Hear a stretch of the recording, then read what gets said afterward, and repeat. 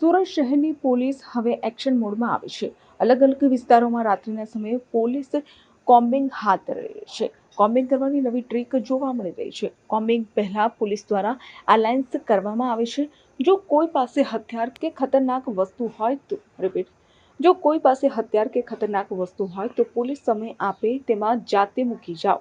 પછી કોઈ કોમ્બિંગ સમયે કોઈના ઘરમાં કે વ્યક્તિ પાસે હથિયાર કે કોઈ વસ્તુ મળશે તો કાર્યવાહી કરવામાં આવશે।